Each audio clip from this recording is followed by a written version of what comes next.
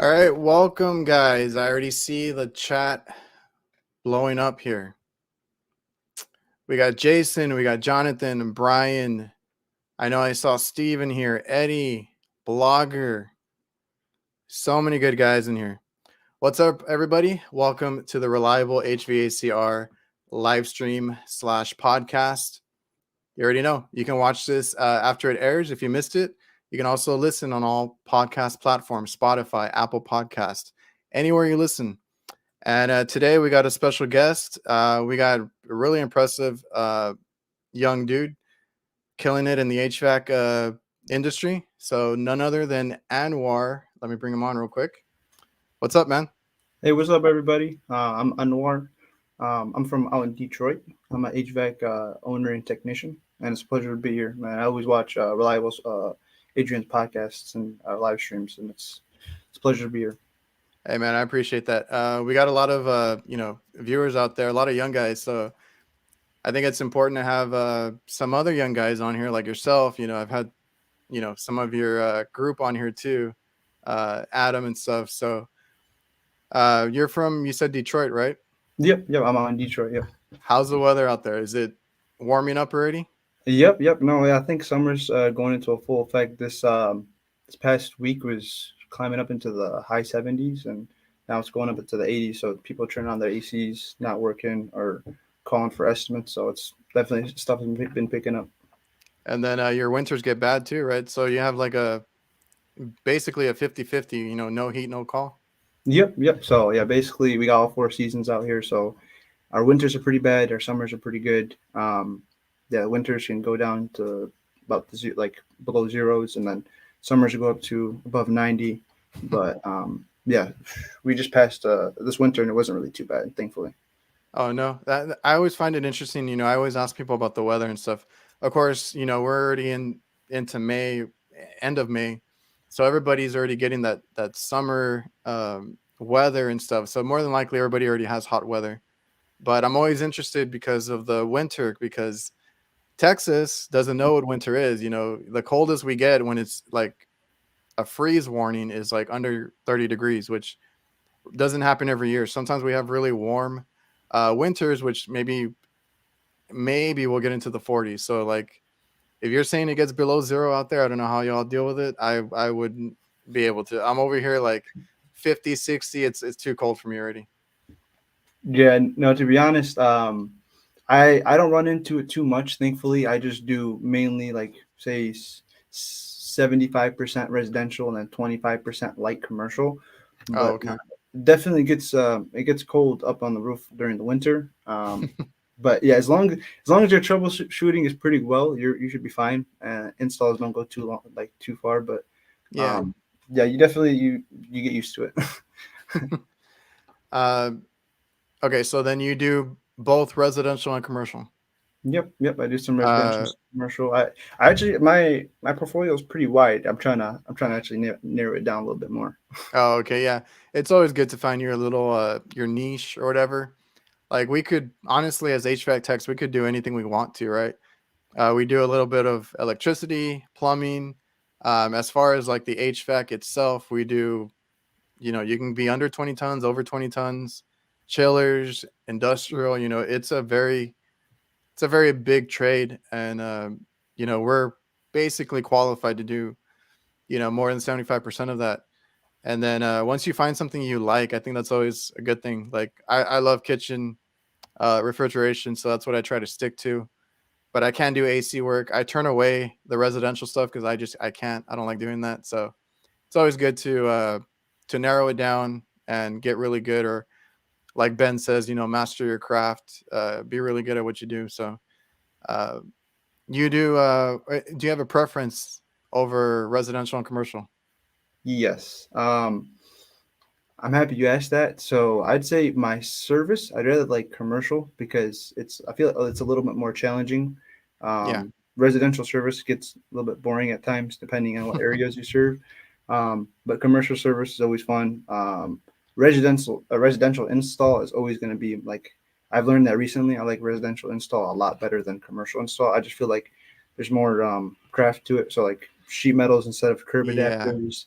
Um, I don't know, like exhaust line sets. Like there's just a little bit more to it that I like more, rather than like commercial, industrial, or commercial installs where it's just almost drop in, drop out. Yeah, there's way more to it in residential, and that's what I kind of prefer to watch that as far as content. I rather do commercial, so I'm good with just swapping out the unit. The most I have to worry about is like a curb adapter or anything like that. But I like watching, guys, and I've seen your work too. You have good work as well as far as like content that you post on Instagram and stuff. But Jeff, Howard Mechanical, all those awesome guys that do those amazing installs. I like watching that stuff because there's so much that goes into the residential stuff. Running, like you said, running the line sets, doing the duct work, uh, getting all that stuff, prepped and put in. For me, it's cool to watch. I'm not gonna do it. I'm gonna stick to commercial. No, I get it. Yeah, and I definitely get it. I don't know. I feel like with me, I definitely understand that. I like the commercial service so much more. Like refrigeration, um, it gets tense at times. Like I'm sure you can relate with like busy kitchens and like the high demand of it. But Hmm. I feel like that's what makes it so fun, And like um, I feel like you just see so much more than like residential service. Residential service sometimes it's just see the same thing over and over. Yeah, it's like a bad cap, a bad motor. Like you Exactly. do it all the same. Um, so you do kitchen work too, like commercial refrigeration in the kitchens. Yep. I just stay away from the hot side of it. So I mainly do like walk-in coolers, walk-in freezers, prep coolers, reach coolers. I just stay Hmm. away from like ovens and stuff like that.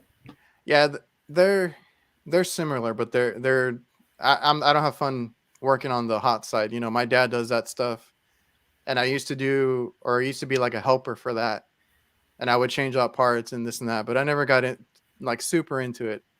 It's good business, so like it's good for us to do both, especially where I'm at. A lot of the companies here do both, but I don't know. It's just something about the refrigeration that really got me. So I love walking coolers and freezers, ice cream machines, ice machines, all that stuff is like really cool to me. And then there's a whole bunch of like coolers that you get to see that are like built in. They'll be like the make line or the prep coolers where they're making the food. I do a lot of pizza places, so like pizza places have their own version of a cooler, and then a sandwich place might have a different version, even though they're like the same brand. Some of them have their own specific coolers, and it's built to how they want to use it. So it's always fun. I tell people they're all the same, but each one is going to be a challenge because you got to figure out, how it works, how they use it, the way they abuse them. They treat them like crap. So then you got to go in there and figure out what they did to it. But it's all fun. Like you said, the challenge is always going to be there. And that's my niche. That's what I prefer, the commercial refrigeration. Yeah, I definitely understand. I feel that. I feel like with me, my favorite, if I had to actually come down to decide, I'd say just residential install and commercial service. I know they're two different elements, Yeah. but I feel like those are like the most exciting, for me. Well, that's a good, like, I guess a good pick from both sides because and that's actually the more challenging on the other side. The install on the residential side, I think is more challenging for residential work. And then the commercial side, putting in a new commercial unit or equipment is not that hard at all. Yeah, as an Um, installer, it's almost no work because it's mainly yeah, just the adapter and gas you and wire or just cable. for HVAC, it's just drop in and then you hook it up. If it's like a commercial refrigeration, you're just giving them a new unit. I mean, there's not much to do on the reefer side unless you're building a box or something. But uh, yeah, those two are like the more challenging. Like you said, the install for the residential, and then I love troubleshooting commercial stuff just because it's a challenge. Yep. I used to hate it when I started because I would it would eat at me, uh, especially after work. Right, you get your ass kicked by a unit, and you're like you go home and it's just bothering you. But the more practice you get, the more experience you get better at it, and then it just feels better the next time. You get to fix it quicker, you figure it out quicker, and then you get to get in and out, go to the next call, and every call that you finish is like an accomplishment, and it's rewarding. That's another thing that I like about this trade. It's very rewarding. Whether like when I talked to Adam, he said that one of his favorite things is residential, and that's what he loves, right? He loves the talking to the people, the homeowners and stuff like that. But then he also, it's rewarding to him because he fixed an AC unit for a family that, didn't have any cooling or something like that, and they have kids. So that's his favorite thing about that. And for me, it's like on the commercial side, they have product, right? Freezers. They can't afford for all that food to go bad or anything like that. So they need you there at all hours of the night or whatever time it goes down. They need you there and they need you to fix it. So it's rewarding, and that's one thing that I like about it. Yeah, I'd say I think my one of my favorite things about like really the trade is just how contagious everything is. So like with me, I didn't really when I after like I'll explain actually first before I get into this Hmm. category is before like how I got into HVAC was it was really like it wasn't my first career choice. My first career choice was I wanted to become a nurse. Um, Okay. I knew I wanted to help people, but I just like I just seen my career sheet at school and I was like, well, this one sounds like the best to me. And I was going to school and I didn't really like it as much. Like I didn't really like it. I was paying for school because I couldn't get financial aid, so it really tested me. And I was like, I don't know if I want to become a nurse that much. Okay. I got a job with my pops as just an HVAC tech, and like I think after like a month of working with him, I was like, you know what, I should probably go to school for this. And even during that time, I told myself, all right, I can go to school. This will be a meantime option for me, just until I can build build myself up and really just find out what else I want to do. Maybe Okay. whatever it was. And yeah, so I ended up going to school and I was working at the same time with my pops. I did that for a few years, and yeah, I ended up changing my mind. I was like, I just seen such a bright future with my industry. I was like, I don't know why I should leave. But my favorite thing about really like this industry is so much change can happen not only with yourself but with the people around you. So what that means is like a lot of people in my community, I'd like to say I'm well known around my community. A lot of people Mhm. have seen me kind of change my life around, or not, maybe not change my life around completely, but they've seen me like come from nothing, into something beautiful. And for me, that's like, how do I say this? It's beautiful to be able to like inspire people that they could really do that as well, like, Mhm. and that's why I have the pleasure of having a page called HVAC Visionaries. I'm not sure if you guys heard of it or not. Some people may or may not, but um, that we're trying to basically advocate for people to get into the trades. We're showing just a better experience than what's already shown, like what's already told to us. When people Mhm. are like told about the trades, they don't really get the full experience of how it really is, and it's hard to do so. But usually, there's a lot of bad stigma around it, and we're really just trying to change that and just like open eyes to people. And I appreciate what you guys are doing because that's the one thing that I always tell people. I'm like, I wish I had known about this sooner, right? Because I went to, or I finished high school, and I feel like I felt like I needed a break, right? I didn't want to go to school right away, so I took a year off, and then I didn't know what to do. So I went. Everybody wants you to go to college, makes you go to college. If you don't go to college, it's a horrible thing. So I enrolled. I took some what do you call them? The basics, right? My math, English, all that stuff while I was deciding what to do with it. And the only thing that interested me was like electrical engineering, which would have been a completely different path. But uh, my dad was he kind of self-taught him, or he taught himself how to do that whole hot side, the commercial kitchen, because he was an electrician before. So then he got into it, and I mean, I remember seeing him studying, reading all the books, going to all the training that he could get. Like he really went all in because he knew how good that industry was for him, right? And then he wanted, or then I ended up helping him as a helper, changing out parts, doing little things here and there. And then he kind of told me, he's like, there's a refrigeration side. I need somebody, to help me. Maybe we can, he kind of offered it up as like a partnership because he doesn't do that stuff. So I was like, okay, I'll look into it. There was a course that I could take at my school, and I got into it, and I was just like, blown away. I fell in love with it. I've always loved fixing stuff, so it was perfect for me. And when people ask me if this is a trade to get into, there's always a need for air conditioning, heating, and then for me, there's always a need for there's always restaurants. There's always going to be restaurants till the end of the till the end of time, right? They have product, they need freezers, they need coolers, and then their customers are dining in, they need the AC on as well. So like that stuff never goes out.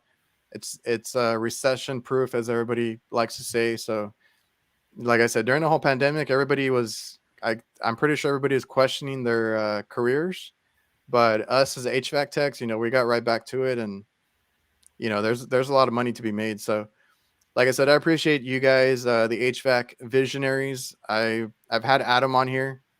If you guys can show the younger guys, what it's all about, that's great. And I love the stuff that you guys are posting.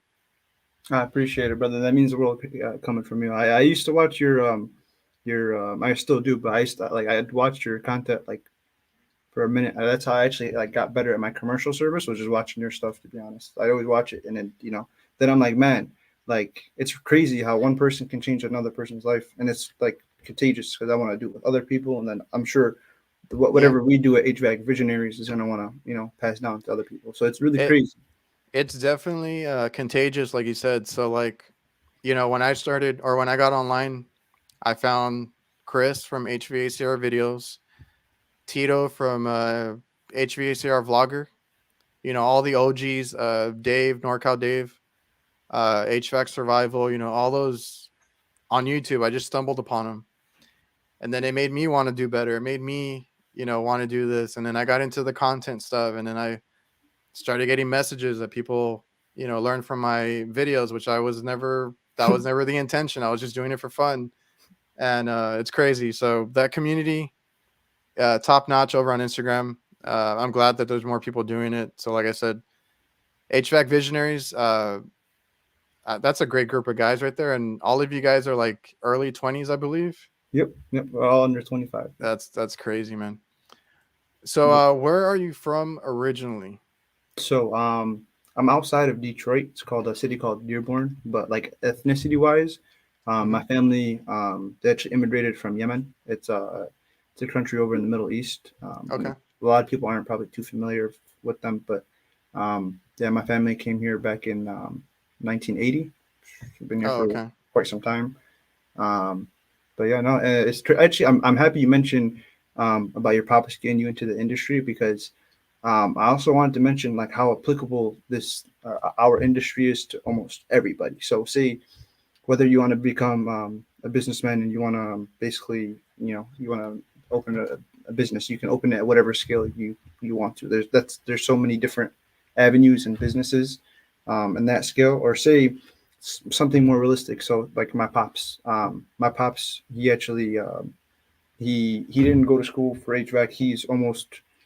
He speaks like a lick of English, but he knows how to do HVAC and refrigeration. And if that tells you something, I don't know what does. Or if that doesn't tell you something, I don't know what does. Because um, yeah, you could literally make a name out of yourself just with just hard work. It's the trade. It's the industry. Like I said, my dad saw something in it for him, and he went after it. Of course, hot side. Like I said, it's kind of similar. It's like a lot of gas stuff, equipment. They have some of the parts are similar. Some of the stuff works the same, and it's in the kitchen. So like they go hand in hand. But that kind of stuff, like we need more qualified, good techs. There's always going to be a demand. There's always going to be a need, and stuff changes. Like, let me. I need to go through the comments, but stuff changes all the time. So we're constantly being challenged. We have to keep up. Now I'm starting to see a lot of the digital stuff, as far as like commercial refrigeration, right? I was doing all mechanical old school for the longest time, and then like within the past year or two, we started getting all the boards and the walk-ins.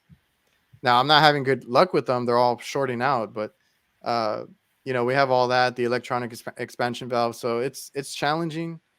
So there's always something for you, because I could never just sit at home or in an office, trying to do the same thing every day, typing up paperwork. I don't know, whatever they do. I can't do that. I need to be on the road, call to call. I might have an AC unit that, like I said, kicks my ass, but at the end of the day, I fix it. I feel great.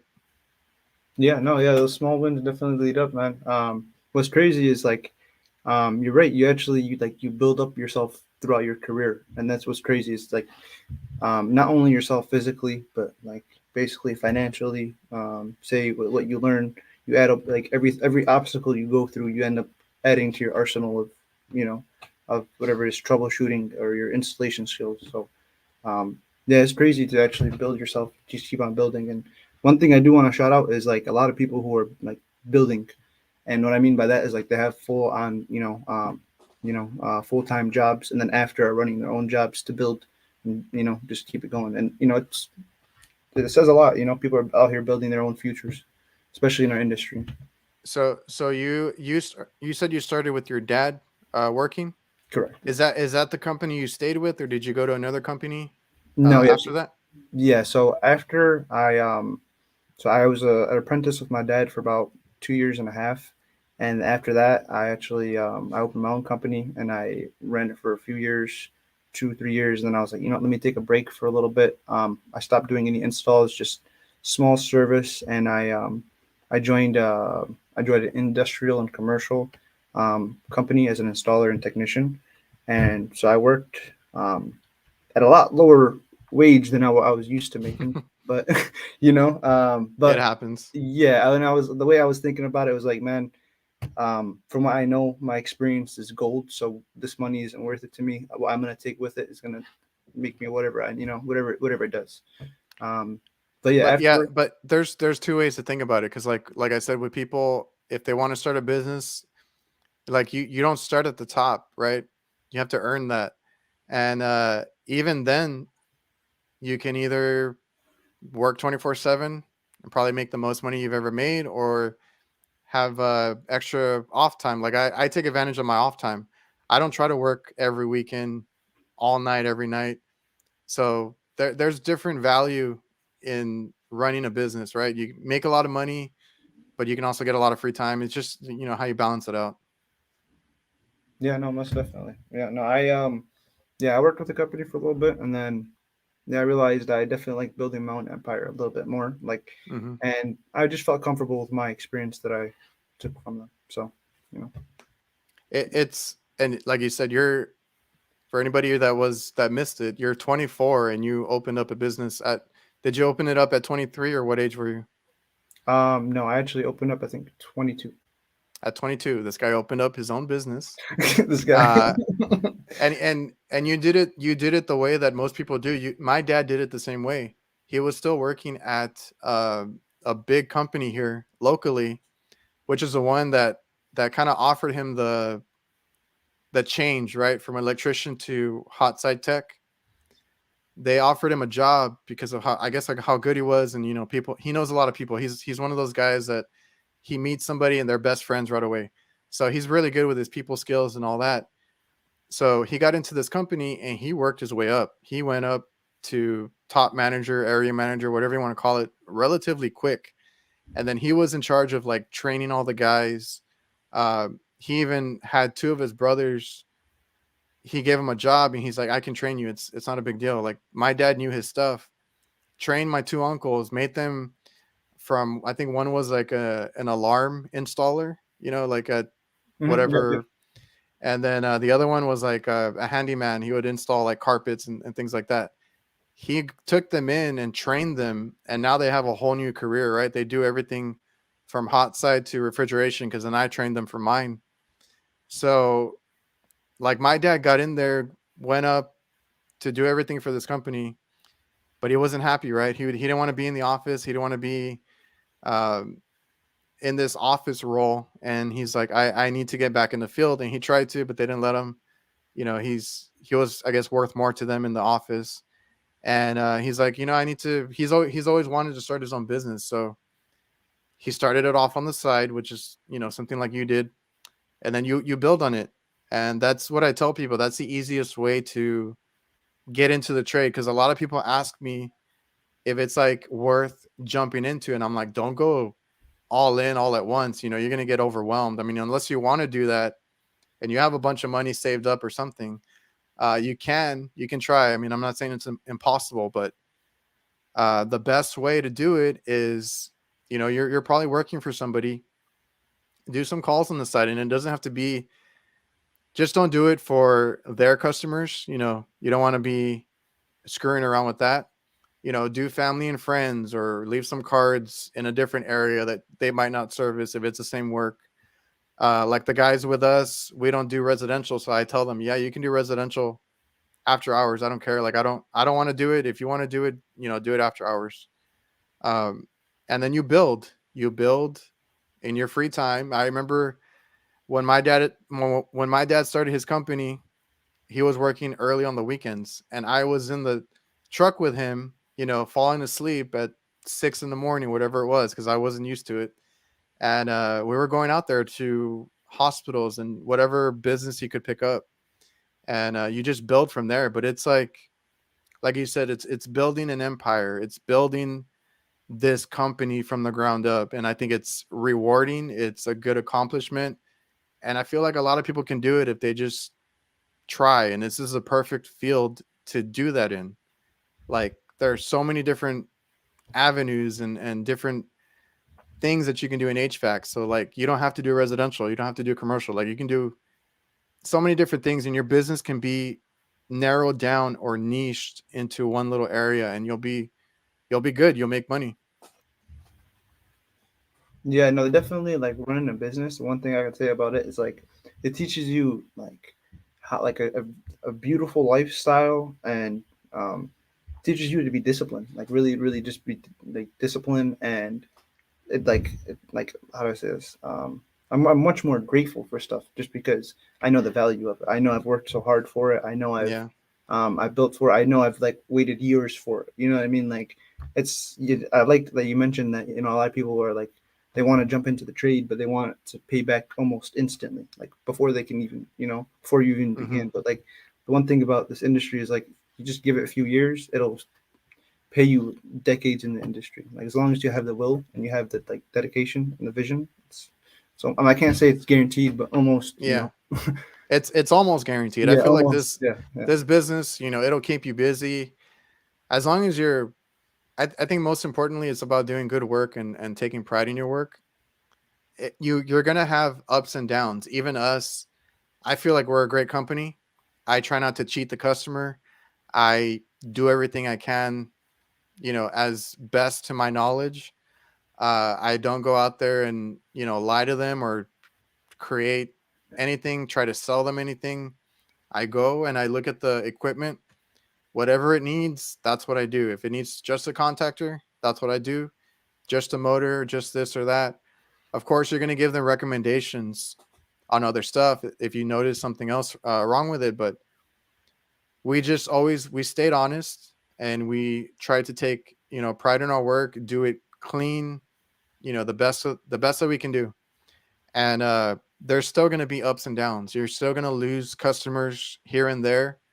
Someone's always going to be cheaper than you. Someone's always going to do it dirt cheap. Uh, some companies love to go in and lose money because then they feel like they get the customer for longer, right? That they'll get more calls out of it. So there's always somebody running a special, somebody with a cheaper bid.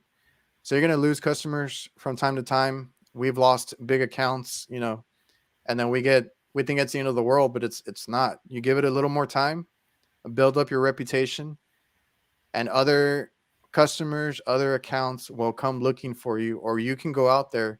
We went door to door, even as a commercial company.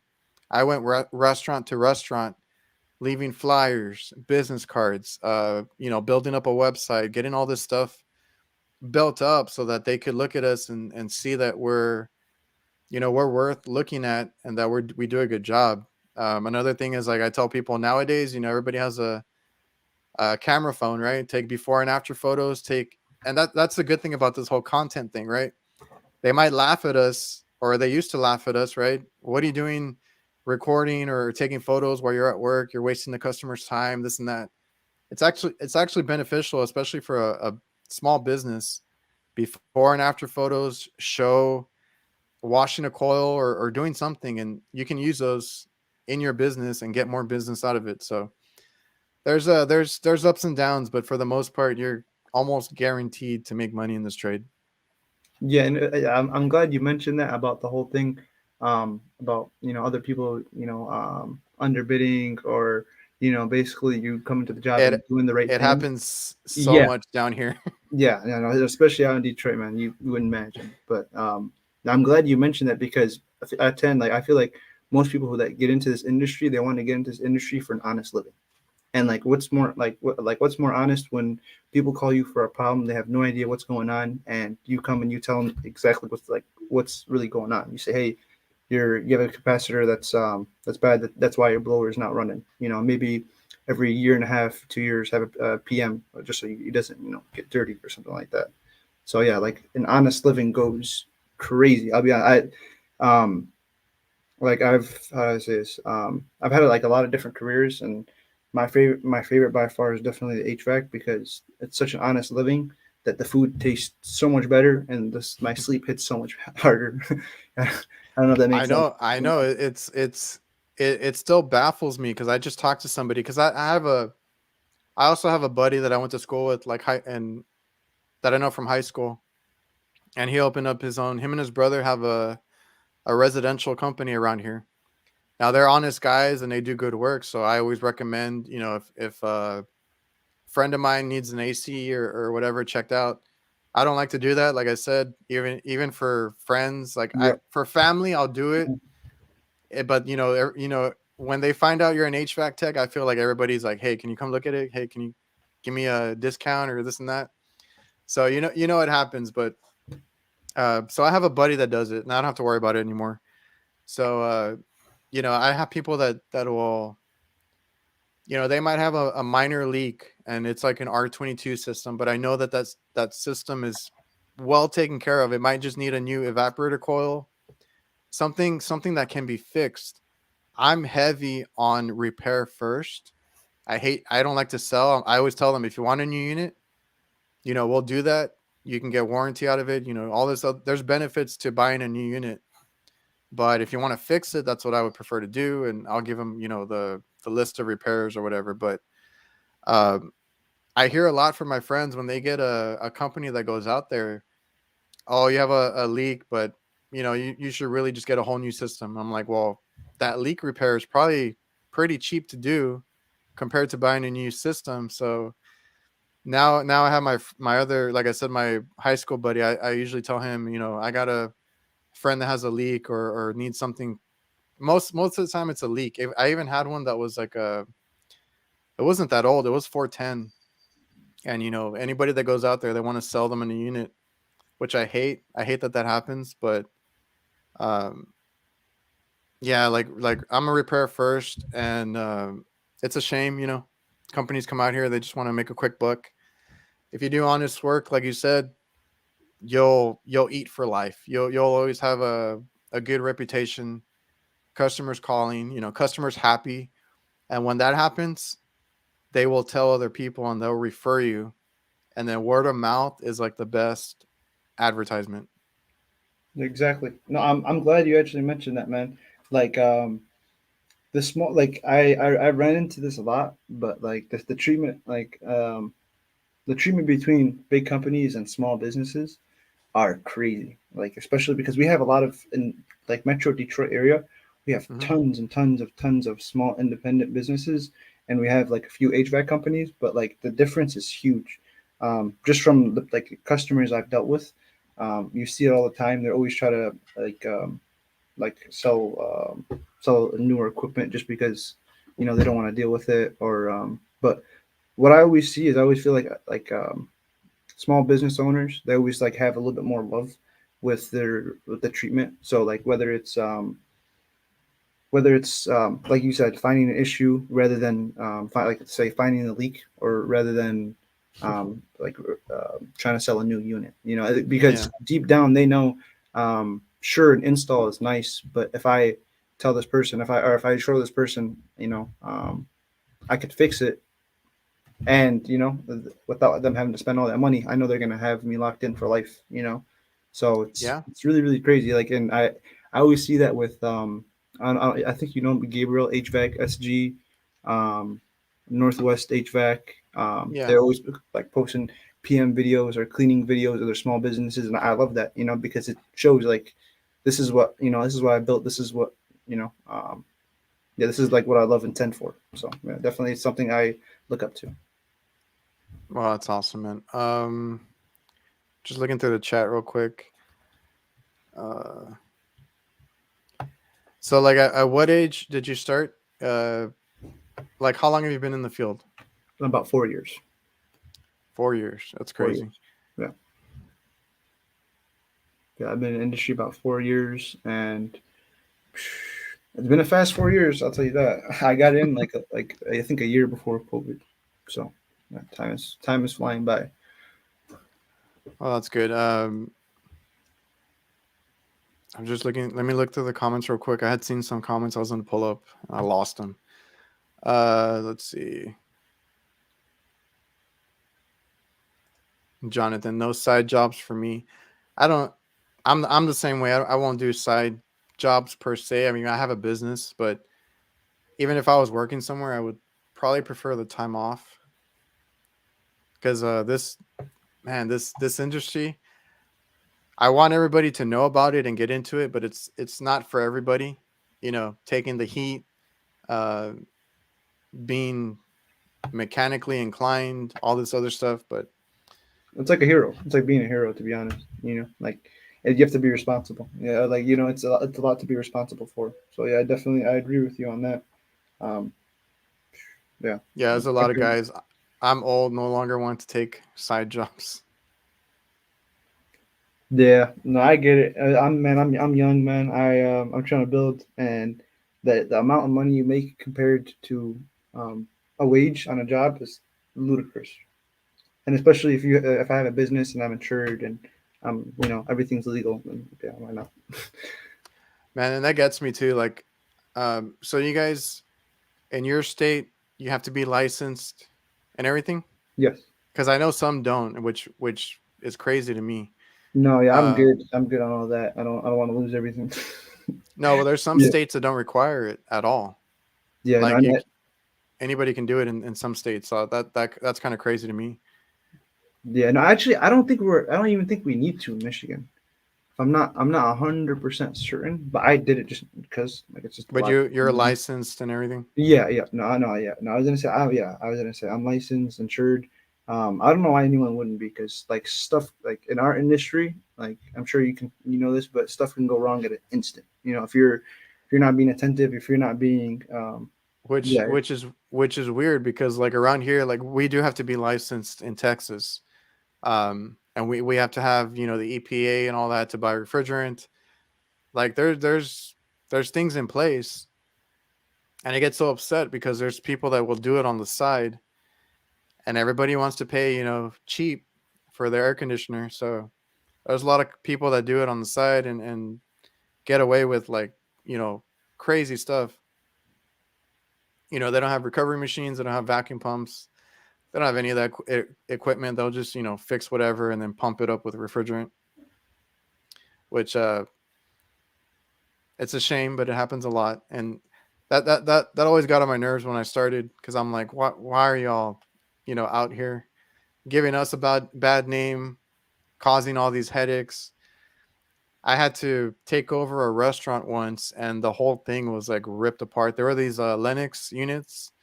So Lennox has all the crazy wiring on the commercial rooftop units that had like three compressors, and then like it's all like wiring everywhere. I don't think it was a Prodigy, but it was one of those styles. Somebody cut all the wires. It took me a while to figure out how to wire everything back together. Get a because the board went bad, and they didn't. I guess they didn't want to get the board or something, and they bypassed it. But they had the compressor running 24/7 without the blower motor. oof, So that whole compressor was like a block of ice. It was like snowing inside. So those are people that probably are not licensed. Don't take pride in their work, and then either give us a bad name because then the customer doesn't trust the next company, or they just give us a bunch of headaches. Yeah, no, yeah, you definitely we run into a lot of that in Detroit. Unfortunately, it's I'm sure. Yeah, I was gonna say, I'm sure you've seen my Instagram sometimes. I tag you some stuff I see out in Oh the yeah, wilds. like I had looked through it again recently, and I remember like I think you had one where they stole like the coils and a Yep. bunch of that hasn't happened here, but I hear that a lot. The people that steal the copper and whatever they can off the unit. I guess that's crazy. Yeah, no, it happens a lot more often than you think. Like people will just take the like condenser, the A coil, heat exchanger right off the unit. It's insane. Man, Brian, after after I posted the issues with Intelligent, he's seen 4 other videos. Hmm. That's the one that I'm having issues with. Is I don't know if you've seen the Intelligent by Heatcraft. I want to say they might have been at AHR or something. I should have went by their booth, but I wasn't there long. I didn't get to do it. I ran into you though. That was cool. I Yep, yep, saw you at the award show and then at the AHR. yep. No, yeah, no, this year was pretty sweet. I think last year was my first year at the expo, and then this year was my first year at the expo, and I seen so many people on Yeah, Instagram. It was like not overwhelming, but like I thought I was in like a virtual reality for a second because I seen like hundreds of people that I knew from Instagram in real life, and it's just like whoa, a lot of people. yeah, it's crazy. So you went to the Vegas one, Yep, yep. Vegas was my first one. and I think they mentioned you in the uh, in the award show, right? The speech. Yeah. Yep, yep. You were the guy that was looking for Mike. Yep. That was it. Last year was my first year, and I literally went just because um, I was seeing Michael Flynn posting stuff online. I always liked all of his stuff, and I was like, I seen them promoting. And I was like, you know what? Why don't I go? It'd be a great time. And I ended up going, and I ended up seeing Michael Flynn, and I like at the Subco booth, and yeah, I asked for a picture, and then I just got close with I got more involved in the HVAC industry, and then a Hmm. year later, I actually ended up getting like mentioned at the HVAC award or HVAC technical award show. So I was like from Detroit. I was like, oh, that's me. That's me. Yeah, man, that's awesome. I went to I think the Vegas one was my first one too, and I was like super overwhelmed with it. But then this last time in Atlanta, I think I saw more people in the Atlanta one, and it was like a good community, good showing. Everybody was there. The award show was like awesome. It was a good time. Oh, we got Ryan in the chat. Pretty cool shirt. Thank you. Everybody's going crazy for this logo. I need to make I need to make stickers for it.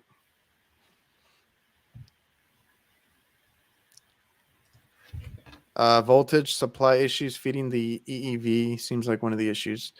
The issue I'm having is the board. Yeah, the board won't communicate to the EEV, which is funny. I need to try and get Heatcraft on the phone because I had tech support or something from them, and they could not answer me as to how to check this thing because if I run it in test mode, it works, but once I run it in cooling mode, like it won't open the expansion valve or anything. So we'll see.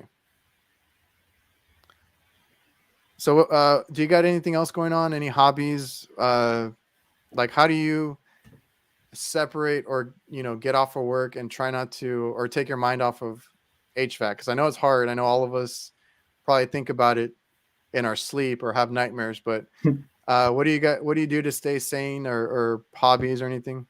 Yeah, with me, as a business owner, yeah, my life does pretty much revolve against HVAC, like whether it's inventory keeping or materials or bookkeeping, whatever it is. If it's not HVAC, I try to go to the gym every day, so 5 times a week at least. Um, Eating, unfortunately, I burn so much food that I have to eat. Like I have to spend a good amount of my time eating. So yeah, eating. I feel like I used to be like that, and then the older I got, the less calories I burned. So I have to watch what I eat. Oh man, I'm skinny. Like I don't really gotta worry about food I eat. I You're have to make sure I eat. Yeah, you're like my brother. I have my middle because there's three of us. I took my youngest brother, I met him. I David. remember that. I remember that man. Yeah, so I have another brother in the middle, and he's like you. He has to eat so much to gain weight because he was tired of being so skinny that he like went and purposely was eating all day. And he finally like gained weight, but like he's like you. Me, I mean, I stay relatively, how I am, but I do have to watch. Like I switched to like zero sugar stuff and all this crap because I try to make time to work out, which is a good outlet, right? You know, I love sports, basketball, working out. That's a good way. That's a good like therapy to get your mind right too. So I've been trying to do all that, but it's very hard, when you have all this stuff going on, running a business, answering calls all the time. I'm sitting in front of a computer sometimes doing all the business side, running errands, and then doing all the calls that I have to do. So I know there's not a lot of time for hobbies, but I like to ask like if there's anything that helps you after work. Yeah, no, I like to see my family. Creating content. I know it's still work, but like creating content. Um, like because What? sometimes, Yeah, which is funny, but like it is work, right? And it's about work, but that's something that I always like doing. I used to like to video edit, photo edit, so now I get to do it for work, and it's like a fun thing to do. yeah, no, that's exactly what I do. Like what I try to do is like when I'm not physically tired, I try to work on stuff like that.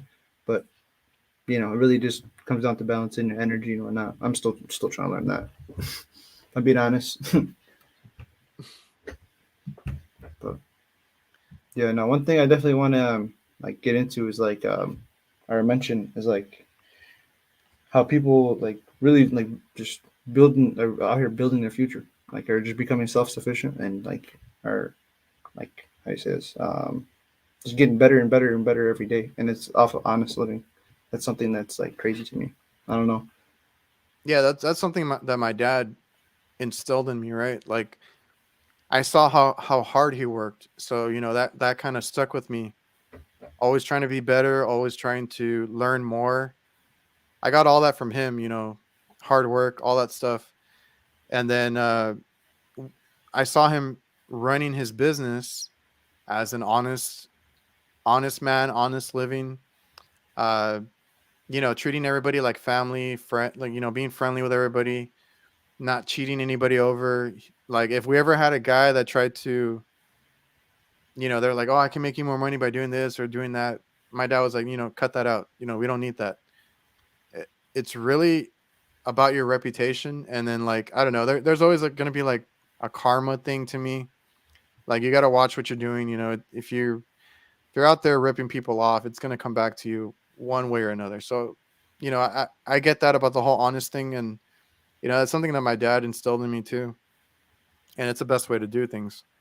Yeah, no, like being in this industry definitely tells you to be like like not tells you it. You learn this before you get into the industry, but like I feel like it instills a like a very good moral compass into you. Like just because you know everything that takes, you're like you don't want to screw anybody over, and you just want an honest living. So I had a couple of questions from Instagram.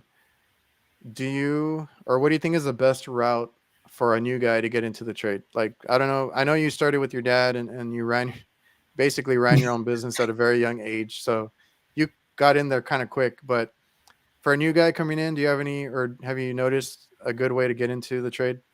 Yeah, so what I would say is definitely just being disciplined, and if you work with a good company that really is in the same vision that you're trying to go into depth with. So like a good example, like one person I look up to, and like I've seen him come up in this past time. I think his name is Joey. I don't know his last name. I think it's HVAC Combat. Um, Okay. Yeah. I think I've I'm seen not. that one. But I always see his installs. Like he worked with I think with Jeff Dem and like Michael Flynn, Mm. and like it's contagious. Like imagine you would want to work with the best of the best just because they're gonna hand you the not hand you the best of the best, but it's gonna you're gonna have the best experience you possibly can.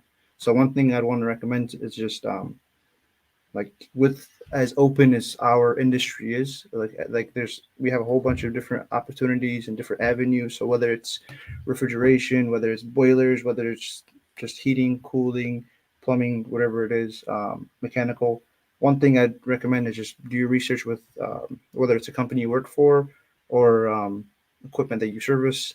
It's just try to have the best experience you possibly can because that's what pays you the best. I just want to give a quick shout out. Zach from HVAC Shop Talk is in here.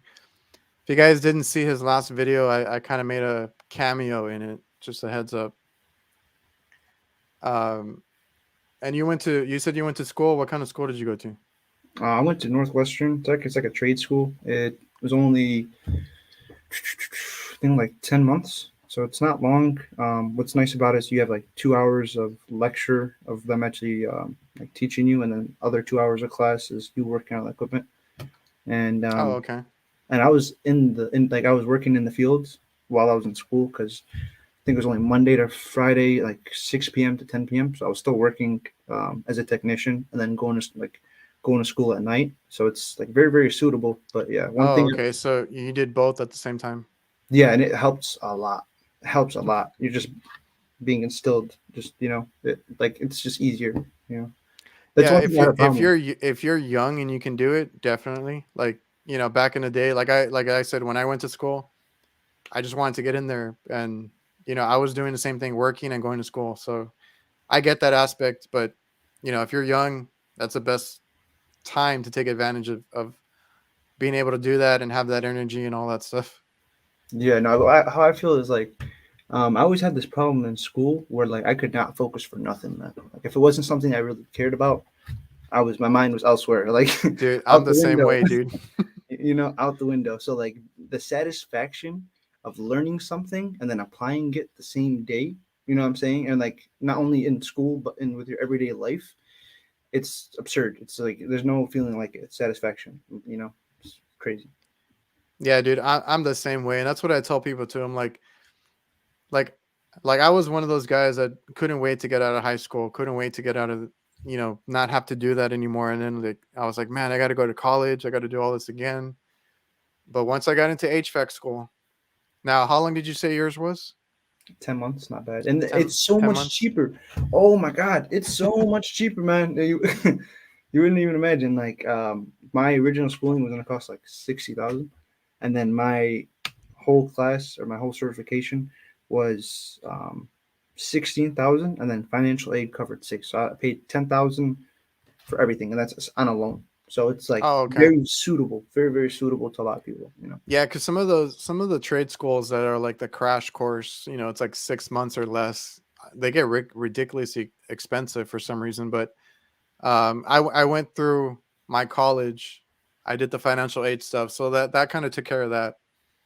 Um, but yeah, like once I found that, it was the same thing for us. But it was like I think it was like every other day. Like there would be 2 days of lecture and then 2 days of hands on.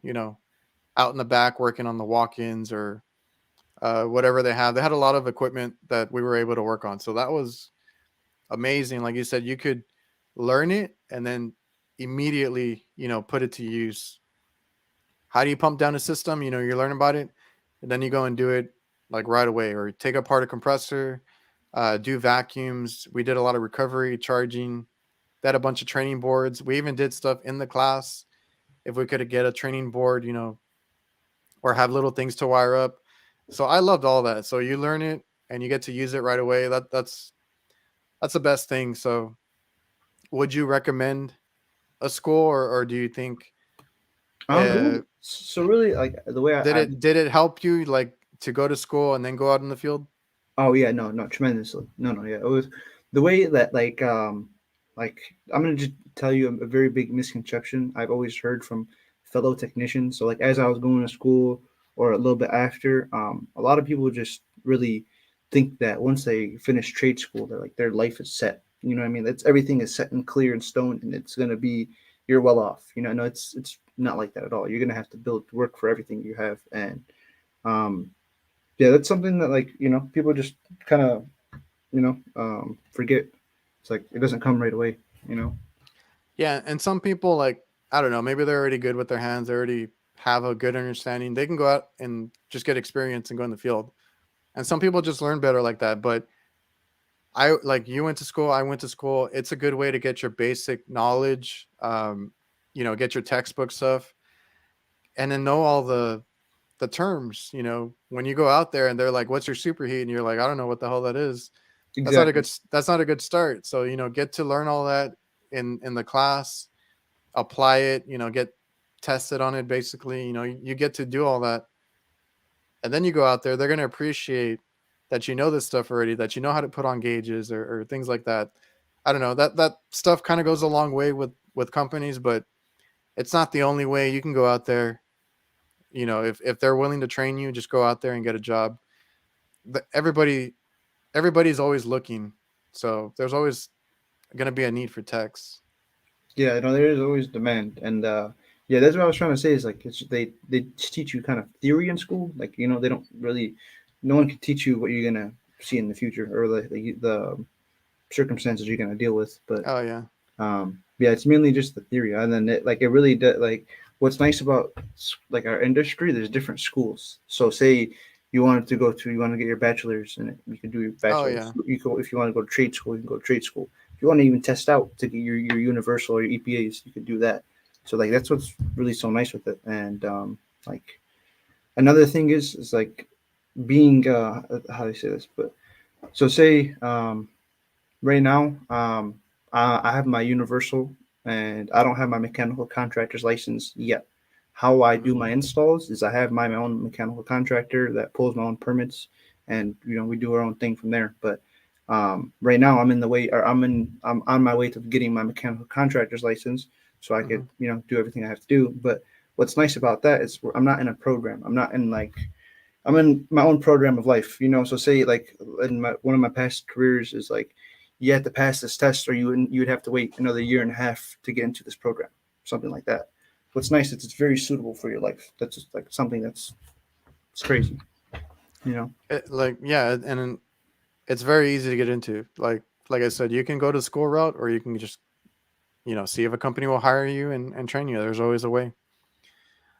Hughes, man, can you give me another quick introduction? I showed up late. This is Anwar. So he's 24. He runs his own business. Right now, you're solely doing your business. Correct. He's already out there on his own. So he does commercial and residential, a little bit of refrigeration, right? Yep. Do you work on like ice machines, anything crazy, ice cream machines? Yeah. Yep. I work on ice machines, prep coolers. I even know how to work on boilers, so hydronic systems, some plumbing, some electrical.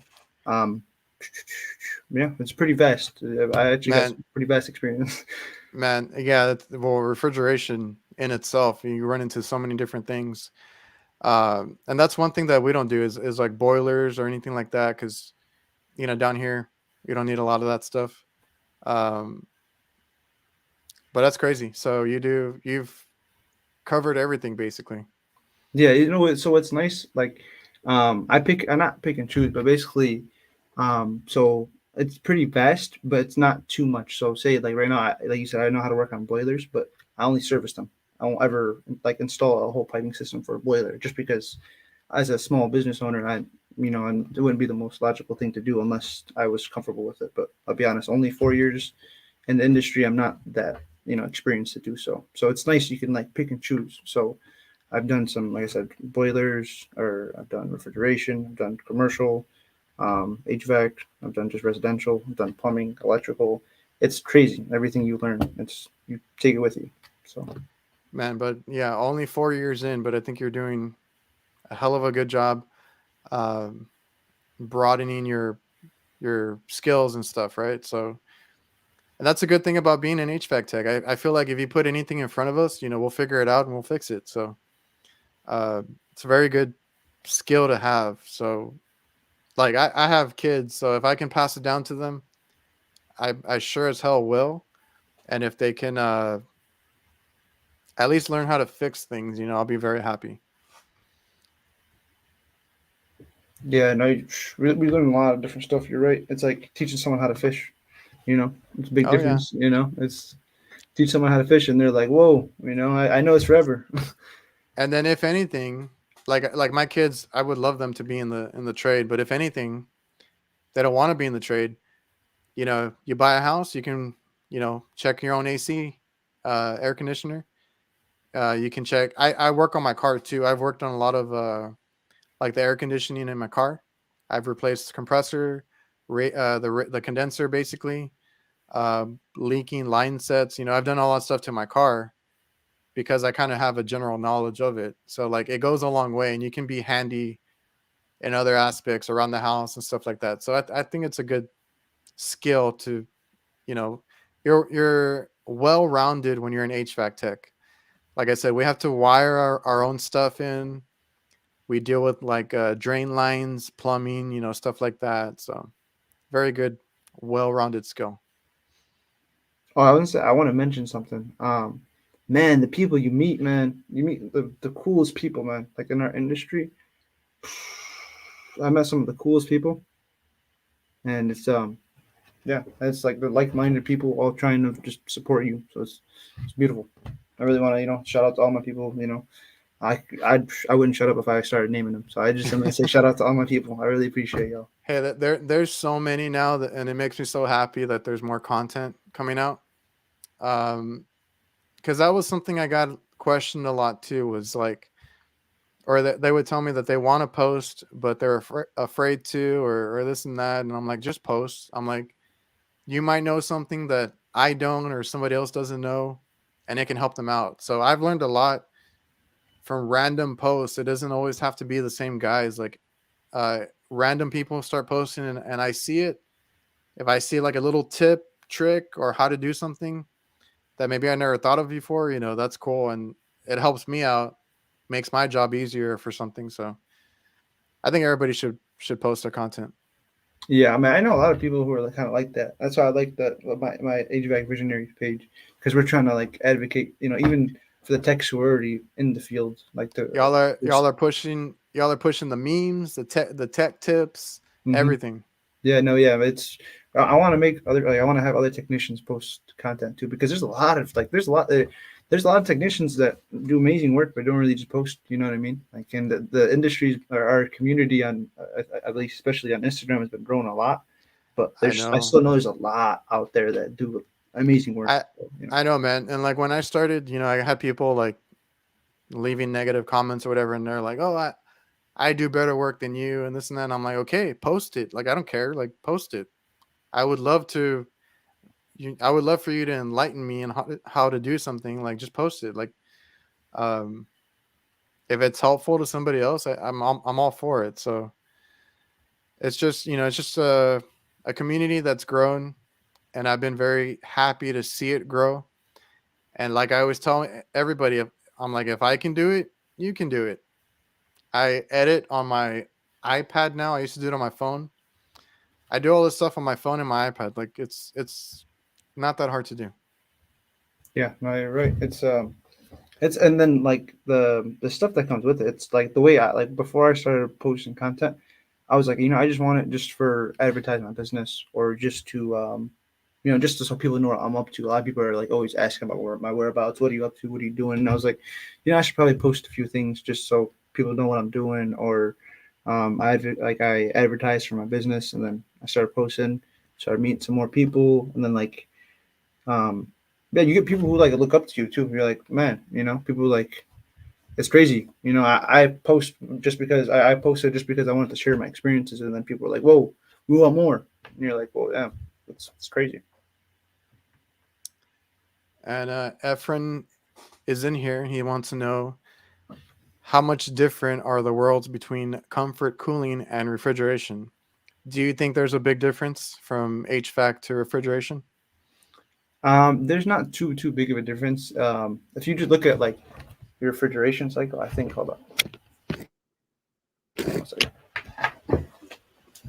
I actually got it on my wall. Oh, you gotta. Oh, It's my wall. nice.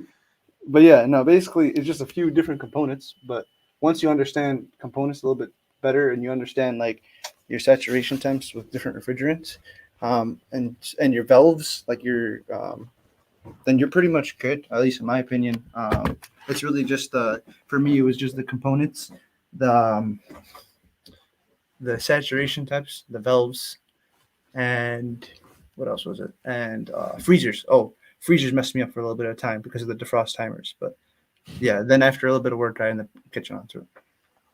Yeah, and that's what I tell people too. It's all the same. It's all the same major components. You have a compressor, evap condenser, and a metering device. It's just like the space that you're cooling, the temperature. Freezer, it's going to be under zero, and all the safeties in between. There's not much difference. It's just different little safeties, parts, you know, stuff like that. So, like you said, once you kind of figure things out, see things, like freezers are unique in their delays, defrost timers, what do you call it? The termination, all that stuff. Once you figure out what they do and what they're for, it's fine. They go through their cycle, they have a delay or whatever, then the unit kicks on. The compressor does the same thing in the AC world as it does in the commercial refrigeration. So to me, I always tell people it's the same thing. If you know how to do one, you know how to do the other. You'll learn the components as you go. Yeah, no, that's a good question. I'm glad Efron asked that because, yeah, it's not too far off. It's really just like you said, like just a few parts, like how your refrigeration system is a bit different, and yeah, that's about it. He had also asked on Instagram, uh, if you find yourself interested in any different career, and what would you do? I guess if you weren't doing HVAC, I actually don't. you don't know. No, no, like it's yeah, it's kind of bad I'm saying that, but yeah, no, not really. Yeah, no, I've never no, not really. I've always known, I've always liked HVAC. Nothing ever draws me away from it. Like that's what's so beautiful about it is it's anything that I feel that I say this. It's a hard pill to swallow, but everything that is hasn't worked for me has been my fault because I know how beautiful the street is. You know what I mean? Yeah, It's you learn as you go. You struggle here and there, but yeah, no, but that's um, it's been beautiful to me that I can't. You know what I mean? I love it. I haven't had a reason to want to leave it. yeah, that's what I say too. Is like, it's not for everybody. It's stressful at times. There's long hours. If you do commercial or even supermarket type of stuff, that's middle of the night calls, weekends, whenever the stuff goes down. Like that stuff used to get to me because I'm like, how does this equipment always give out on the weekend? Like it's never during the week, during normal hours or anything like that. I used to get so frustrated. So once you get over that, a lot of it's like mental, right? As long as you take care of yourself, if you're out in the sun, you're in an attic, stay hydrated, take your breaks if you need them. Get like umbrella or something, a nice hat that covers you. Take care of your body, but other than that, it's like mental stuff. So yeah, everybody gets frustrated in this trade, but once you know how to deal with it or get over that, everything else is great. The work, once you get the hang of it, it's great. Once you start making the money, it's great.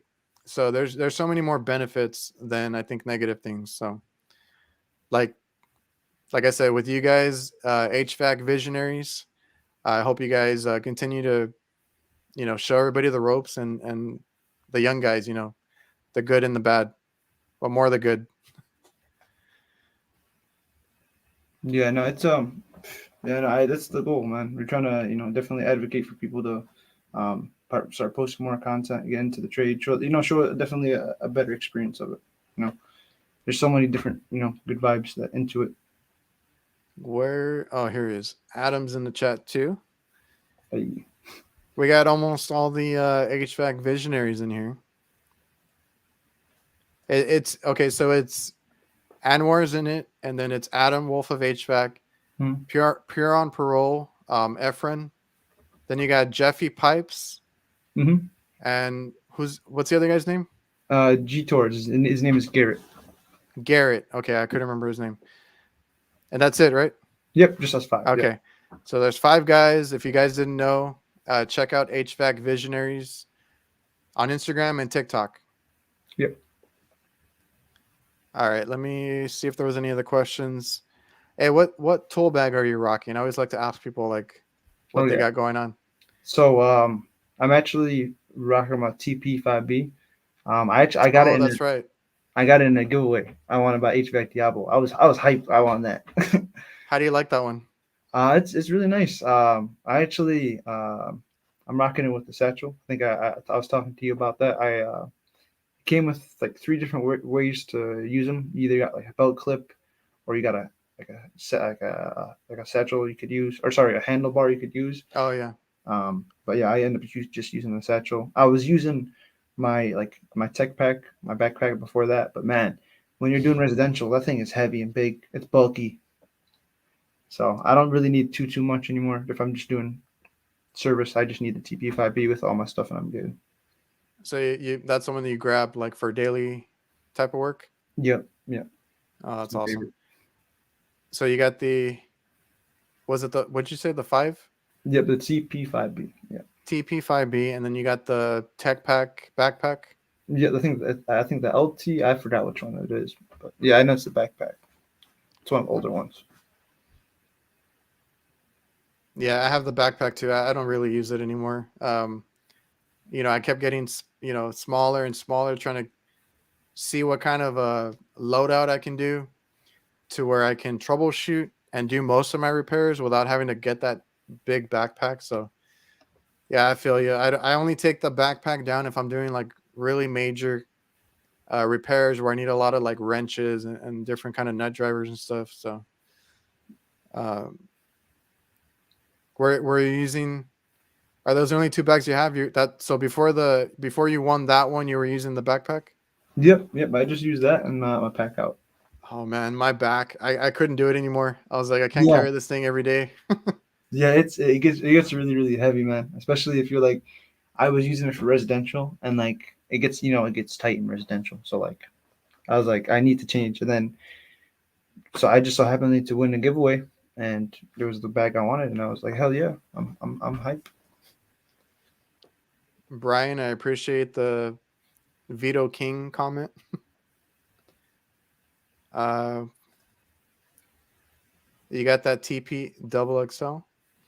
That's the one that I got now. The blackout one. That's a cool one. They have, I can't say too much. I don't know if anybody from Vito's in here, but they have some really cool stuff coming out. So next year, even better. Zach, I like the OTMC and Tech MC. Tech MC, yeah, that's another popular one that people go with. Because my backpack is like an MC. It's a smaller one. Did you have the smaller one or the bigger backpack?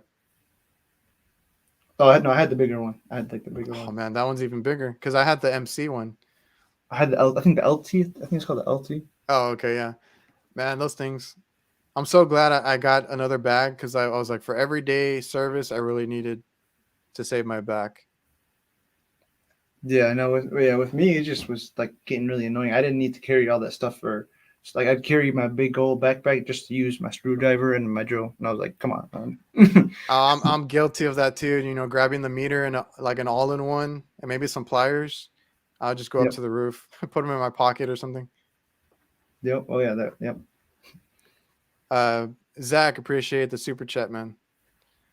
Oh yeah, and then the backpack. The backpacks suck. I don't know if when you go through like roof hatches. Oh yeah. You ever get stuck? The little loops. Yeah. That's happened to me so many times. The little loops on the side, and I'm like, oh, I get stuck. I was like, yeah. Have you ever gotten? It's happened so many times. Oh wait, I got a question for you, Adrian. It's funny. What's up? You ever see restaurant owners with a knife trying to turn the thermostat? Actually, I don't think I've caught anybody doing that. Never? I don't think so. For like the walk-ins or? Yeah. I've seen that before. I'm like, I walked in. I'm like, huh? I feel like I have. I feel like yeah, I think I have seen that, but like it's been a long time. But like, I go there and I'm like, why are you messing with, like, putting it all the way down is not going to do anything. Like, if it's not working, just call us. The same thing with the ACs. They'll put them like at 50 or 60, whatever it goes down to, and it's like, and they're like, yeah, it wasn't working. We thought it was going to work, after a while. But here it is, like late at night, they call me, and I'm like, well, now I have to go out there late at night or on the weekend. Yeah, Just, I always try to tell people your thermostat will just run until your house gets that low. But or like the one that really gives me so many bad blowers because of it. But like whenever people leave their thermostat, like the blower or their fan on, that's so common. I don't know if you run into that a lot, or I'm sure a lot of like service or residential techs will say that, but a lot of people will leave the thermostat, like the fan setting on the thermostat, on.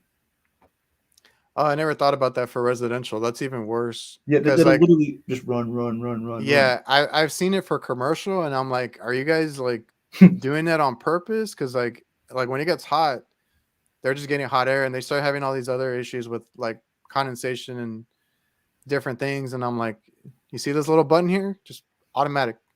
Leave it alone. You can change the temperature if you want, whatever. Just leave it on auto. But I never thought about that for residential. Like there's no reason to have it on. Yeah, no, it's a lot more common than you think. Oh, really? Oh yeah, no, it's a lot higher. All right, guys, in the chat, I'm gonna look through the chat. If you guys have any questions for Anwar, let me know. We are a little over an hour, so I don't want to keep him too long. Still got a lot of people in here. Yeah, no, Zach here. The fan is only designed to mix air, but it just re-evaporates condensate on the evap coil. Ends up bad. Yeah, there's just issue after issue. There should really be no reason to do or to leave it on. And we have so many issues right now. Like, I don't know who installed, because we have I mean, I don't like giving out the customers, but it's a pizza place. Um, a lot of their equipment, and it happens with the ones that some of them have commercial, or for the most part, they're rooftop units. A few of them have split systems because I guess the space is kind of small. A lot of them are having this issue where their kitchen is too hot. Now, I don't know if it's because it was a different business before, because it's always in the strip mall. Maybe it was something before and they converted it to a kitchen. Maybe it was an office space before or something. I don't know what it was. But like the back, like on one of them, the back gets super cold and the kitchen gets super hot. But then like the back AC has duct running to the kitchen. So if that back one is not running, the kitchen gets very hot. So like I don't like to do a lot of duct work. I don't want to reinstall anything. So, we're like, hey, we're going to close off some vents in the back because it gets way too damn cold. We're going to put you a sensor in the middle somewhere where it reads both sides or some of the kitchen. And then we're going to redirect some of your duct, just to balance it out. Because I don't know, some of these, I would like to think that all companies like install it properly. And I've even been told that in my comments and stuff. They're like, oh, you don't know what you're talking about. It was designed for that, or it was the installer could do nothing wrong, right? I'm like, I don't know. You should see some of the places I go to. Like it's ridiculous how hot one area is and cold another is. Like there's something going on there. So it's not properly designed or it's not balanced. We have a lot of those too where it's not balanced right. The doors get stuck, or for the commercial buildings, Yep. they have a hard time opening the doors and stuff. And I'm like, well, we need to balance your air and all that. So I don't know. We run into a lot of that where I don't think I don't know if it's not installed right or not designed right for the purpose that it needs to be, like a kitchen. And that's been giving me like headaches recently. Yeah, oh man, you should see in Michigan, man. The like some of the duct designs are like absurd. Like a lot of the houses in Michigan, like 3-story homes. Um, they're most of them are like, yeah, basically most of them will have 2 furnaces in the basement, never on in the attic. So it's Oh, always a hot attic and a cold basement. So it's like, yeah, yeah, we see it a lot. Poor duct design. Yeah, and then sometimes like when it's especially when it's a already furnished like building or house, you're like, well, what am I gonna do here? You know. yeah, yeah, it's already there, and you have to deal with it. Uh, so, do you guys do any of that stuff, the duct work or designing? I only with my mechanical contractor. So, I'll be honest. No, I don't. Like I'm not the best at CFM calculating, like load calculating. Yeah, I mean, I'd rather not. Like I'd rather just have my mechanical contractor. I always ask him for his, his 2 cents on it, and then I'll let him really deal with that, and then I'll deal with the installation. which is perfectly fine. I subcontract a lot. I don't know everything. I don't like to do everything. I do want to. I kind of thought about it recently. I do want to take the time to learn more things. So like I do want to learn the hot side, even though I don't really want to do it. But it would be a good skill to have. And then I want to do more or learn more about ductwork, designing. The last time I probably did a heat load calculation was in school. So I mean, there's so many things that I could learn or brush up on. So that's kind of my goal for the near future is to get into more stuff like that. Especially because I've been running into it a lot, where it's like, our quick fix is redirecting ducts to kind of balance, the cold air coming out.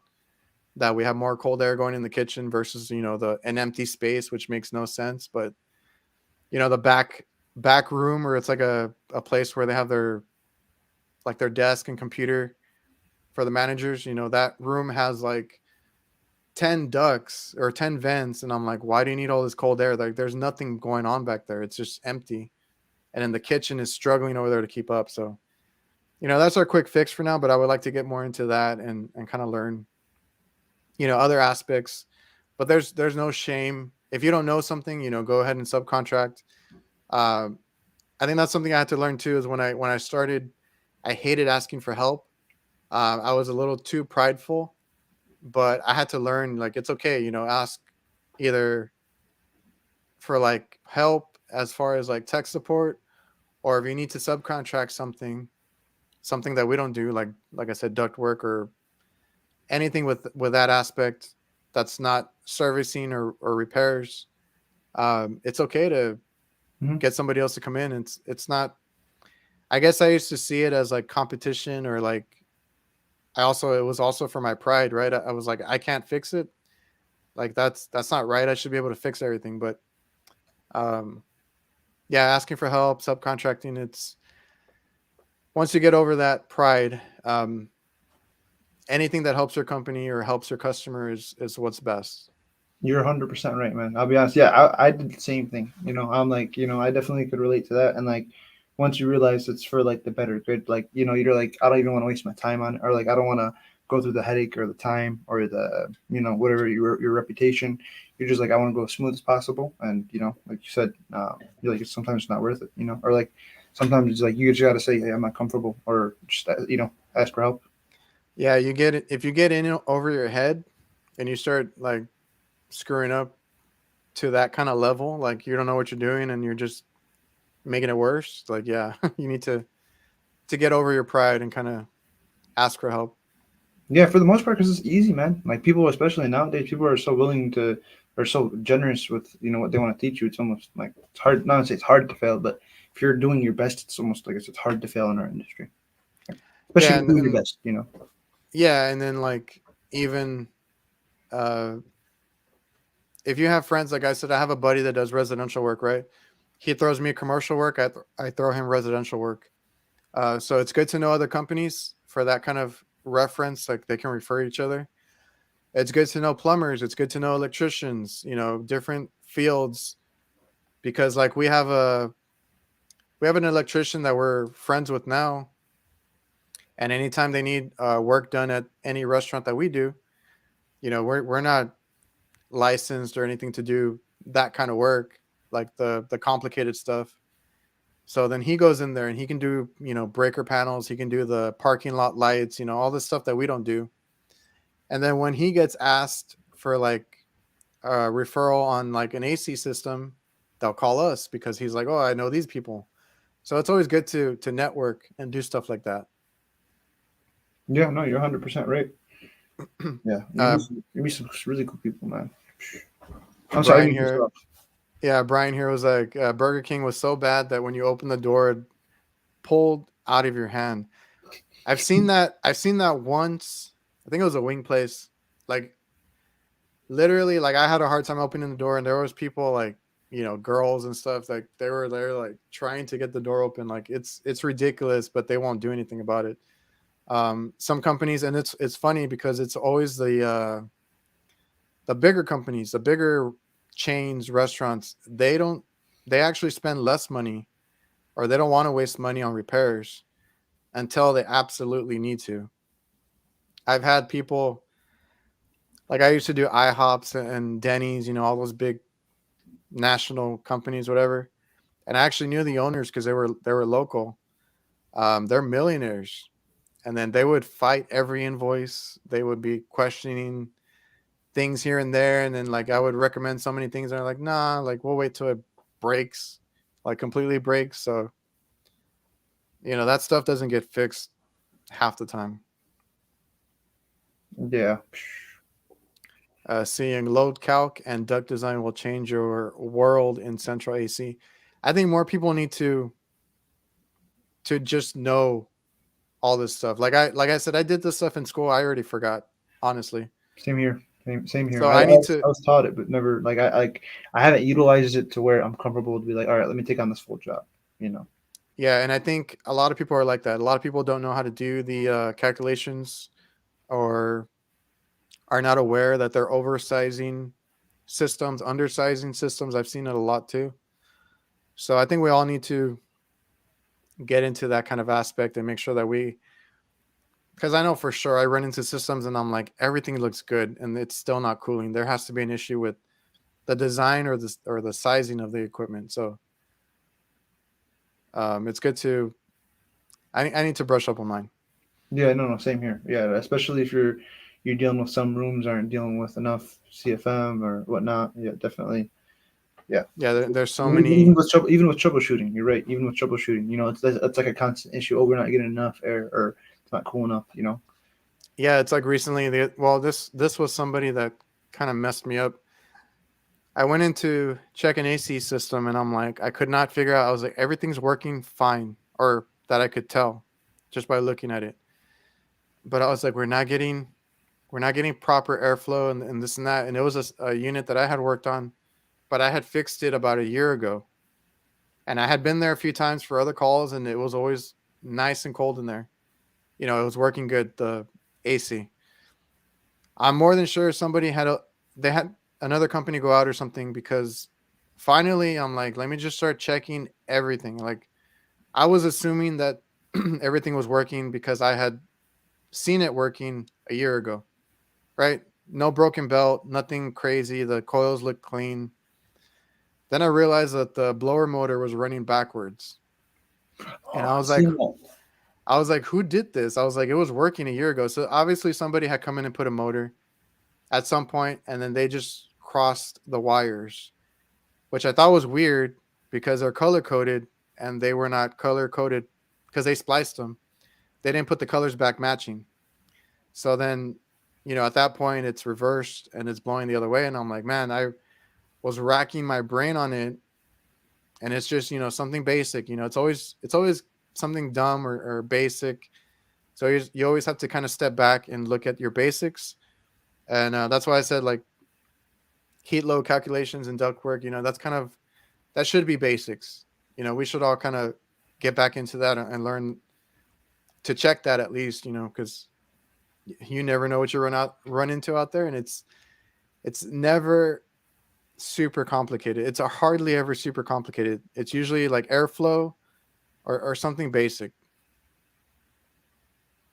Yeah, no, yeah, you're right. There's cause and effect with everything, and it's for the most part, it's usually simple. For the most part, I'd always just do like static pressure, make sure my static pressure is fine, and I'm like, all right, I'm good. But yeah, I definitely should like touch up on my load calculation because say if I want to like design a system, definitely would be handy. I think it opens up a little more for you and like your business. So like I said, that's something that I've been thinking about. Um, oh, and Zach here was like, I think guys are tempted to oversize because they think that works better. I actually had this issue recently. There was one, like I was mentioning the pizza shops.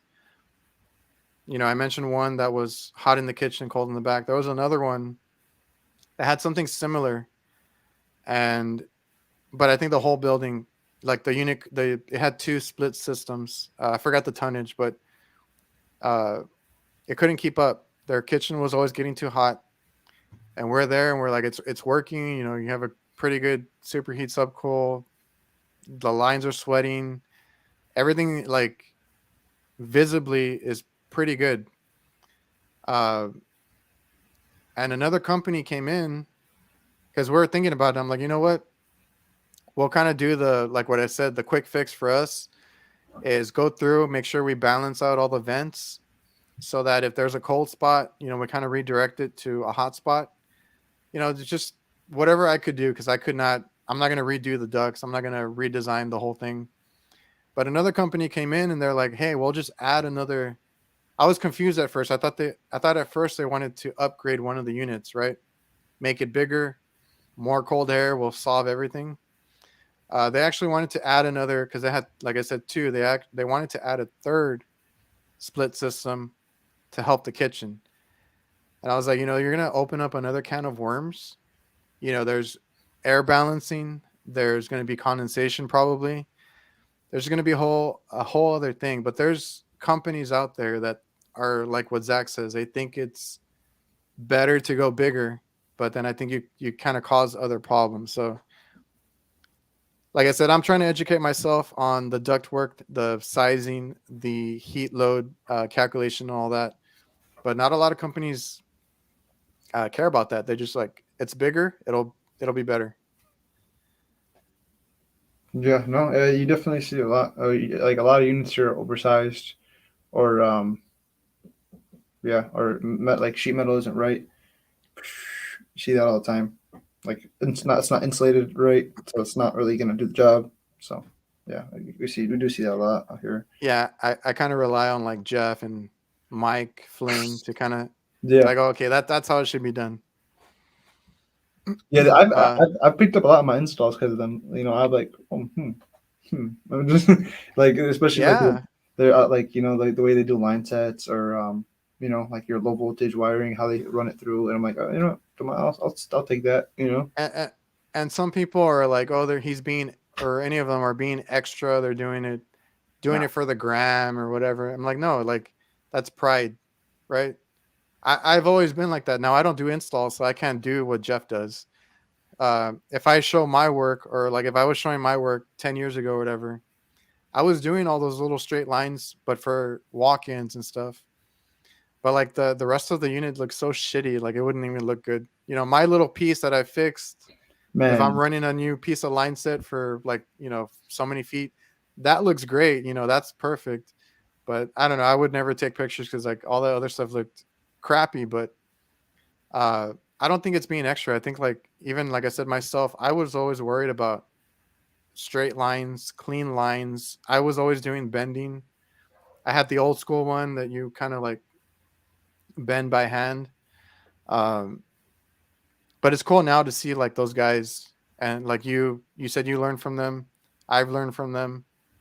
Um, put that out on social media so that everybody else can be like, oh, I need to step up my game, or I need to do that too, or whatever it is.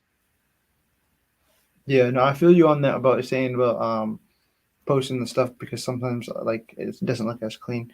Like sometimes I've had to use old line sets, or sometimes I've had to, our service never looks pretty for the most part. Unless you're doing high end Yeah, service. Like unless you're doing like really high end service for the most part, it's um, or unless PMs, of course. PMs is like total clean. But for the most part, service is like, especially when you're busy, it's just figure out the Yeah, problem. you're trying to knock it out, and I do that a lot too because the customers won't pay for a big uh, bid or contract or whatever. They want a decent price, so I reuse line sets. Sometimes I'll reuse, a certain amount if it's good. If it's in good condition, sure I'll use it. I'll try to make my part clean, and take pride in my side of it. But we all deal with that. I think it's just when you post that, some people will come out and be like, "Why didn't you replace Yeah, and like you don't have everything?" Or yeah, sometimes you just don't have the option. So whether it's like the no, lid or like, so say I was doing an install and basically this line set, it's running through a basement, and right off the entry hole from outside, there's it goes right into the ceiling of the basement bathroom. So I have no access. Like I can literally have no access unless I take apart the drywall. oh yeah, So, like it's either one or the other. So it's either I take off the drywall and, the bathroom yeah, and yeah. that this. Sometimes it's not worth it. You got to do all this other stuff, and it's just gonna make. To me, it's like you're gonna cause headaches or just stuff is not possible sometimes. Yeah. Yeah. But yeah, no, Uh, it's definitely crazy. Like it's contagious when like you're saying about posting good work, or like posting your, it doesn't even have to be the greatest, but people seeing your work, um, like your experiences, and it definitely it does its part. Mario here, I guess when he does restaurant service, they have to balance the exhaust and makeup during a PM. I kind of go through it. We try to go through everything on a PM. It's nice when you have time. Sometimes I'm trying to do a lot. I have a customer that gives me a deadline to do like 20 stores. So, some stores, some months I might not get to do it as good as I want to, but you do what you can. Let's see. Yeah, if a building is negative, you'll have problems with the AC. There's I don't like the customers, at these restaurants and stuff. They don't understand like the balancing is a big deal. I have a lot that have I want to say the exhaust they'll fix because that's if it's not working, it'll be smoky in the kitchen or whatever. The makeup air they could care less. I have a lot of customers that are like, yeah, we'll get to it eventually, but they don't do it. And then I'm telling the store manager like it's not approved. I can't do anything yet. Um, and they're like, and I'm like, that's why your doors are hard to open or this and that. That's why you have condensation here or there. When it gets approved, I'll do it, but a lot of them don't even get to it. That's a sad part. A big part of HVAC we are seeing in Michigan from cities and code is air balancing on new duct installs. Yeah, air balancing. I think air balancing and duct and heat load calculations are a big. I think that's a big thing to get into right now because not a lot of. I think a lot of companies went away from it. And then Chris here just got done working for a beverage company. It was a disaster. I enjoyed the HVAC side though. HVAC all the way, man. Yeah, I've never seen the beverage side of our industry. I don't think it's fun because I see those tubes all the time. No, we used to do gas stations, and that's where we would run into those guys. And they're there. Those things go down a lot too. I feel like, and they're there in the lobby, working on all that stuff. But I've never worked on a beverage, like anything with beverages. The most I do is ice machines, but that's about it. Yeah, same here. I think the most I've seen is like, or the most I've done is like beer coolers. I've never done any beverage stuff like that.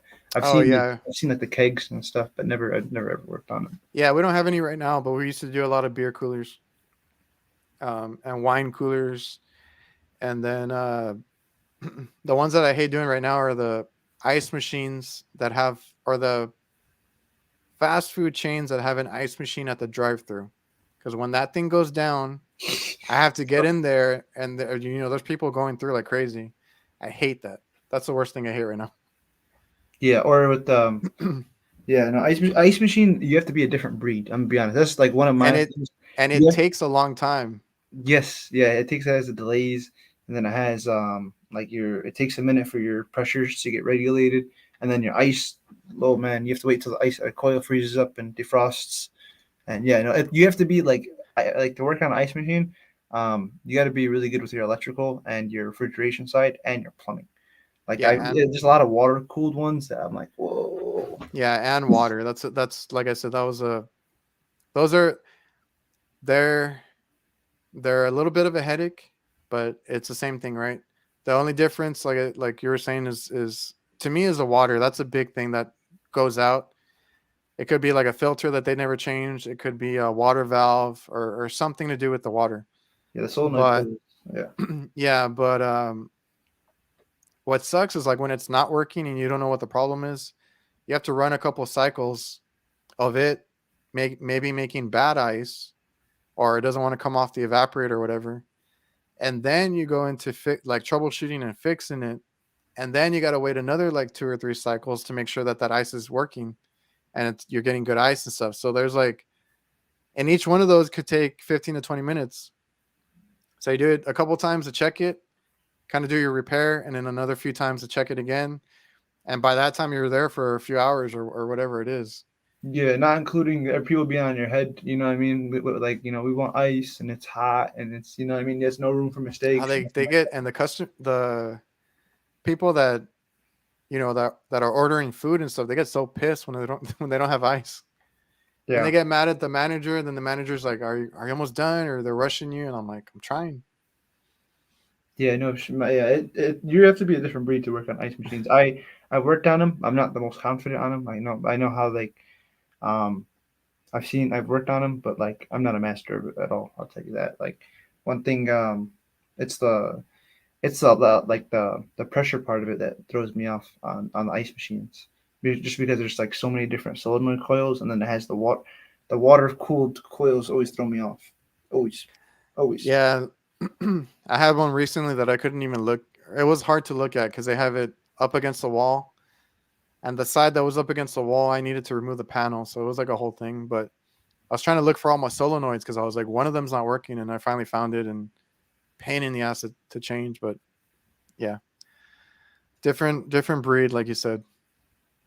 Yeah, but Uh, it's satisfying. Not to, yeah, you're right. It's satisfying. I've only worked on maybe like 10 in my career, but like it's very hey, very when satisfying. you figure it out, rewarding, satisfying. It's a good feeling.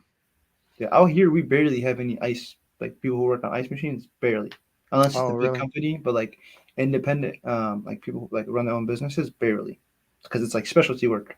It's like you don't find too many people who work on refrigeration or boilers or strictly duct work or like it makes it harder to fire. It's less common. Yeah, I think that's why my dad does really well here. There's not a lot of good hot side techs. He actually gets asked to come out to like cities that are like 4 hours away just because nobody there can fix it. Recently, he took over a local like gas station chain because somebody went out there or two companies went out there and they couldn't fix it, but he goes out there and he figures it out or whatever. So, with anything, we need more good techs. Yep, yep. You're right. You're right. Uh, okay, so is there any advice you want to give to any of the new guys before we get Any off? yeah, no. Any advice I want to give to newer guys? Um, yeah, no, one thing I definitely say is yeah, just keep stay true to your vision and basically keep your faith high because nowadays we're like I don't like how I say this. We're in America. We're just a land of opportunity. We could wake up and almost do whatever we want to put our hearts to. So yeah, one thing I want to right now may not be the brightest time. I don't know who may be hearing this, but yeah, just keep your faith high and your stay true to your vision, and if you keep working at it, it's bound to happen. So it's one thing I want to definitely let them know because it's a very fruitful industry, and like the first few years are as rough as they get. You know, like the Yeah. first few years, you're gonna have to accept that you don't know everything. You know, you're gonna have to really get out of your comfort zone. It's gonna change you a little bit, but the first few years are rough. But once you get past that, it's very very fruitful. That's awesome, man. And you're a good example. Running a business as young as you are, it's a great accomplishment. And I wish you the best of luck. But you're killing it. So I appreciate you being on the show and sharing your story. My pleasure to be here. Oh yeah, I had a great So time. everybody in the chat, I know we saw quite a bit of people. You can follow him on Instagram. Are you on anything else or just Instagram? Shit, sit down. Okay, Anwar HVACR, and then also the HVAC Visionaries, which is Instagram and TikTok. Great group of guys. They're, like I said, pushing for younger people to get in the trade. Which, like I said, I wish I would have seen that when I was younger. I didn't know about this trade. I got into it because of my dad, but I wish I would have known about it sooner, or just shown how cool it was. Honestly, so I appreciate you all doing that. Uh, so yeah, we're gonna sign out. I appreciate everybody for tuning in, and I'll see you guys. Take care, y'all. Pleasure being here. All right, we'll cue the outro.